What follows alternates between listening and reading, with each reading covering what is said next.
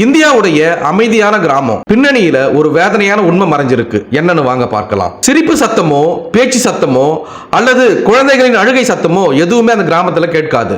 பகலும் இரவும் பாத்தீங்கன்னா ஒரே மாதிரியான அமைதியில மூழ்கி இருக்கும் அந்த கிராமம். இதனாலதான் இந்த கிராமம் அமைதி கிராமம் என்று அழைக்கப்படுகிறது.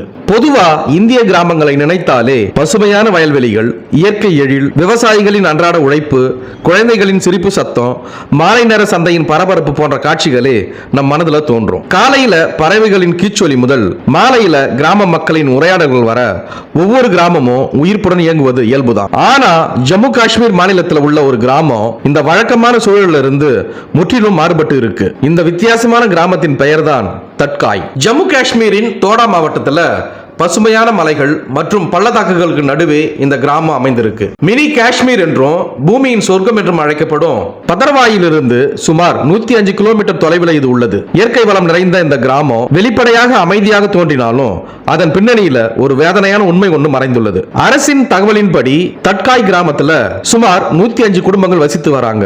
இதுல மக்கள் தொகையில பாதிக்கும் மேற்பட்டோர் பிறவிலேயே காது கேளாதவர்களாகவும் வாய்ப்பேச இயலாதவர்களாகவும் இருக்கிறாங்க.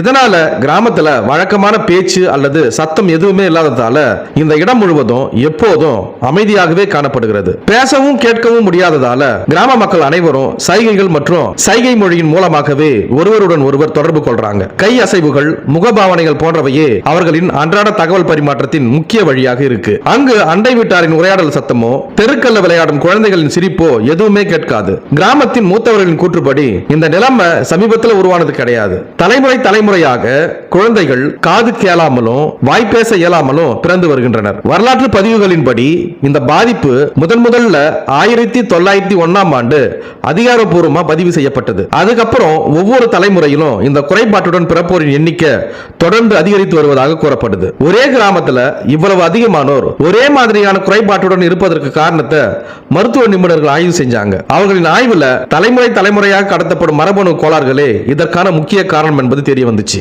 மருத்துவ ரீதியாக இது உறுதிப்படுத்தப்பட்டு இருந்தாலும் கிராமத்தில் வசிக்கும் சிலர் இதை இன்னும் ஒரு சாபத்தின் விளைவாகவே நம்பி வருகின்றனர். இந்த குறைபாடு கிராம மக்களின் தனிப்பட்ட வாழ்க்கையும் சமூக வாழ்க்கையும் பெரிதும் பாதித்துள்ளது. சுற்றியுள்ள கிராமங்களை சேர்ந்த பலர் அவர்களுடன் நெருங்கி பழக தயங்குறாங்க. இதனால தட்காய் கிராம இளைஞர்களுக்கு திருமணம் என்பது மிகப்பெரிய சவாலாக மாறியுள்ளது. மேலும் குழந்தைகளின் எதிர்காலம் குறித்து அச்சமடைந்த பல குடும்பங்கள் நல்ல மருத்துவ வசதி மற்றும் வேலை வாய்ப்பை தேடி பிற மாநிலங்களுக்கு இடம்பெயர்ந்திருக்கிறாங்க.